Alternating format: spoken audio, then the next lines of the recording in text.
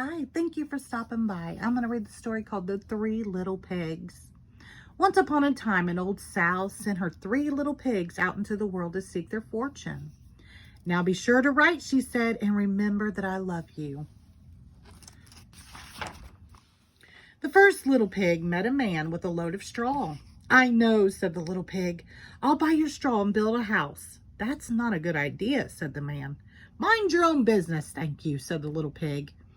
And he bought the straw and set about building a house. It took him no time at all. Very soon a lean and hungry wolf happened by. Pig was just about his favorite food in the world. So he knocked on the door and said, little pig, let me come in.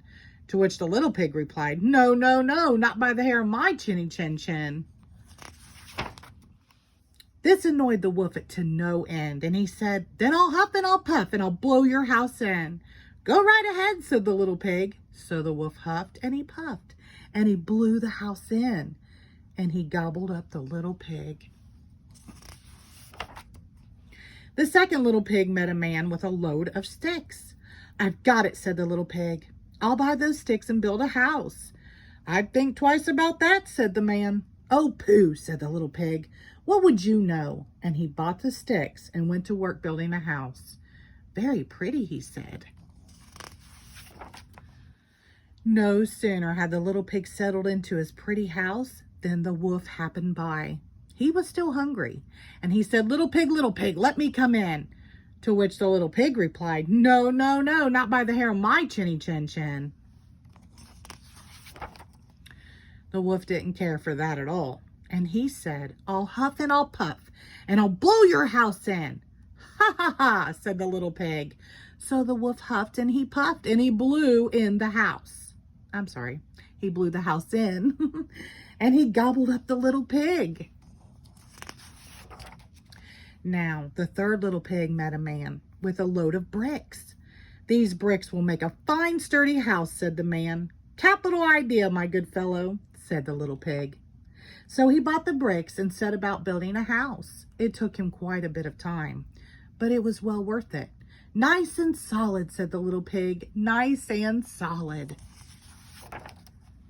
I need to start over, don't I?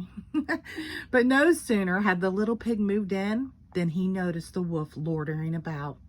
And the wolf, who was still hungry, said, little pig, let me come in. To which the little pig replied, no, no, no, not by the hair of my chinny chin chin. Well, the wolf had heard that before, and he said, what did he say, you know? Then I'll huff and I'll puff and I'll blow your house in. Oh, don't do that, said the little pig. But the wolf huffed and he puffed and he huffed and he puffed until he was quite blue in the face. The house stood firm. I'll try another approach, muttered the wolf. And he put on his most dazzling smile. Little pig, I was only teasing, he said. By the way, I hear tell that Farmer Jones has the most scrumptious turnips. Shall we go pick a few?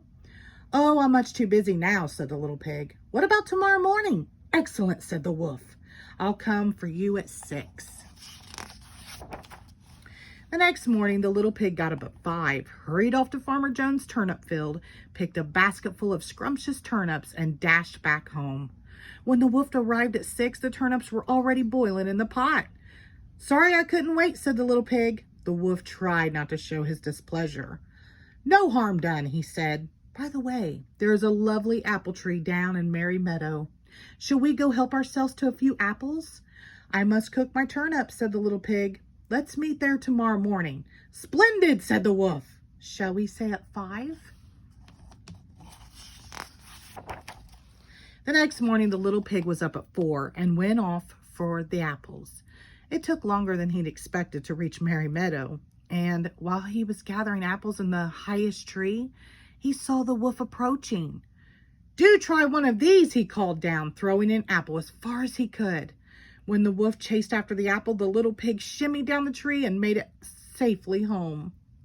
The next day, the wolf came again. Really, he was quite put out. There's a fair today on Hog Hill, he said.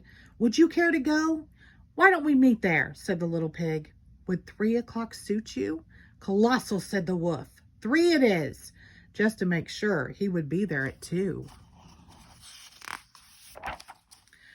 At 1 in the afternoon, the little pig went to the fair and had a fine time, so fine that he lost track of the hour. Suddenly, out of the corner of his eye, he saw the wolf coming up the hill.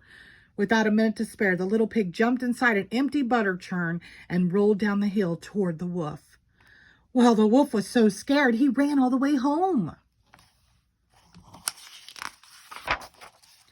That evening, the wolf went to the little pig's house and told him how frightened he'd been by a great round thing that came down the hill. Frightened you, did I? Said the little pig. That great round thing was a butter churn, and I was inside. This was simply too much for the wolf to stand. I've been nice long enough, he cried. I'm going to eat you right up right now. And he climbed onto the roof. When the little pig saw this, he put a big iron pot in the fireplace and quickly stoked the fire. Here I come, cried the wolf. Dinner time. You can say that again, said the little pig. And he cooked that mean old wolf and gobbled him up. The end. Thank you.